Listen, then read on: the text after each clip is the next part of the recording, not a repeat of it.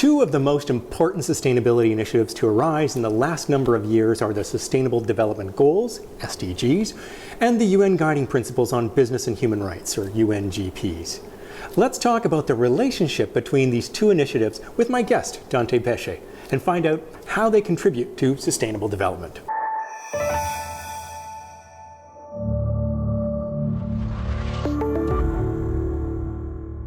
The Sustainable Development Goals, or SDGs, are setting a new and increasingly accepted basis for companies to stake out their positions as responsible and sustainable companies. Human rights are embedded throughout the SDGs, yet with all the attention around the SDGs and the positive contributions that businesses can make towards them, some organizations are failing to understand the place of the UNGPs and respecting human rights within this broader framework.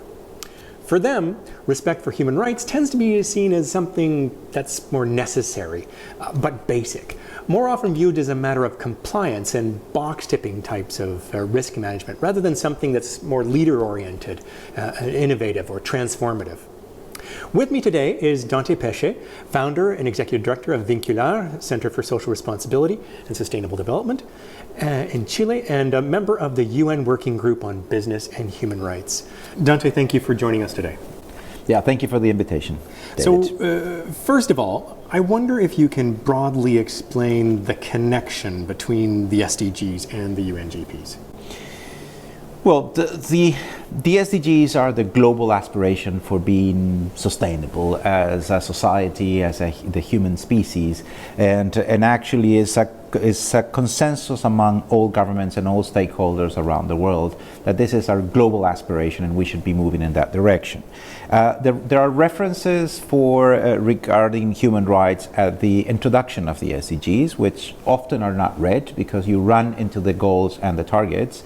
But the introduction says that human rights is a cross-cutting issue, and actually around 90 or even more % of the targets are linked to human rights. But then there's a sort of third chapter that is called means of implementation, that almost when I ask audiences, a raise of hands, how many of you have read the means of implementation? The vast majority of the people don't even know that they exist. This is for the SDGs? Yeah, for the SDGs. And it's a description on how these goals and targets should or could be achieved.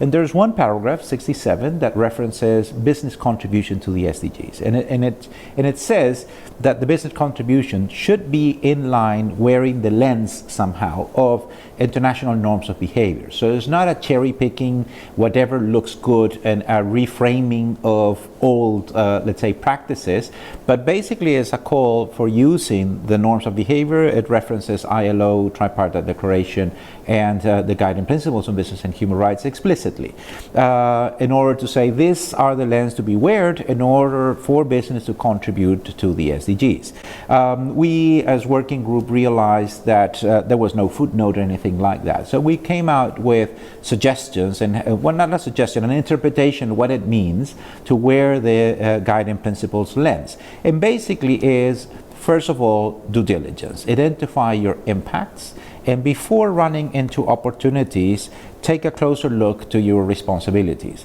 So once you have the overall picture of impacts, you're able to avoid, mitigate, manage those negative impacts first.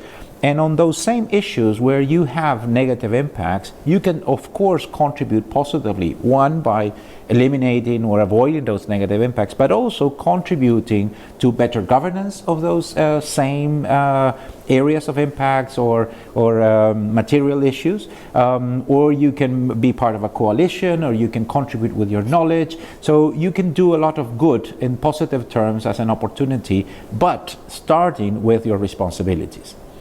Okay. Now, if we move towards the companies, now, in your view, how can companies and those working with them take a holistic approach to their SDG strategies that integrates respect for human rights and allocates resources, leadership, and innovation efforts to tackling human rights risks in a way that maximizes positive outcomes for people? Well, our experience is not very good on this regard. The guiding principles have been embedded quite well in many frameworks, and and processes around the world, but on the SDG arena, we have not been converging. So the narrative on the SDGs is overwhelmingly about opportunities.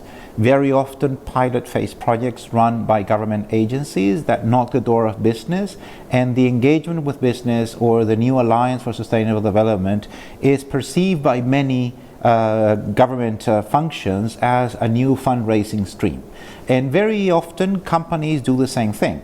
So basically this is an opportunity to not do anything transformational, but just identify where you already are working, where you already have some acceptable good practices, or let's say CSR-ish approach, or even philanthropic approach, and connect that with a specific goal and target. Very few companies are actually doing what the approved SDGs suggest and what we have clarified, which is identify your impacts and take it from there. So first of all, identify your impacts regarding human rights within your operations and your normal practices, and correlate that to goals and targets. And of course, like in any mitigation effort or avoidance of negative impacts, do that, which is it's the normal expected behavior regarding business and human rights. And on those same issues where you have the impact and you are managing them preventively, you can turn around it into a positive narrative to say that is positive in itself, but the lessons learned can be extrapolated to others in my own industry, into my supply chain, into governance, into public policy, etc. For the large, we have almost no cases like that, very, very few, and it's actually, this is an area where we actually are not doing a good job. So you don't necessarily see a strong connection between the respect for human rights and contributions to sustainable development playing out in practice today. But what are areas that you'd suggest for companies in terms of what they... Yeah, well, there are some examples, and I can mention the one that I like the most, which is Nestle. And Nestle did a comprehensive analysis of human rights impacts. So there are more material issues, let's say water consumption, and they say our first responsibility as a company is to avoid and mitigate the overuse of water and be responsible about that, and work with our suppliers and try to not produce water intensive products in water stress regions, for example, things like that. But then they said, based on this, our contribution to the SDGs in positive as an opportunity is contribute to the global governance of the use of water.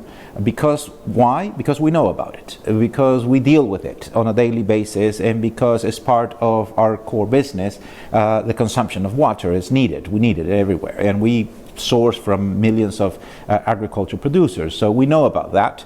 Therefore, that's a global governance level where we can contribute, but also at the local level, how to better regulate the use of water and how to work with our business partner and, let's say, suppliers, factories, etc., at local level in managing water. So that is and that can go for many other issues, but that is an approach that we really applaud, that we have actually presented as and showcased as a good example and as a good approach, and we will like very much that more companies will follow that approach. The Dutch government is conducting an assessment and the correlation and the linkage between respect for human rights and the SDGs agenda, based on the same observation that I'm making, that there is no real convergence yet at the mainstream of this conversation, and trying to make this connection very clear, and based on the empirical, let's say, evidence and what is coming from the ground, try to make this connection more clear in terms of the articulation of a narrative, but also more practical in terms of what to do. Because what I confront very often is that the manager that is dealing with human rights impacts really doesn't know how to make this connection, and the people that are running the SDG agenda in a company are really disconnected from doing no harm, let's say. And so these are two narratives, one way too positive, the other one, let's say, on risk management, and these two worlds of doing good with not doing bad are not really interconnected for the most part. Much less to say on small companies or industry associations that are even farther away from this level of, let's say, reflection. Dante Pesce, thank you very much. You're very welcome.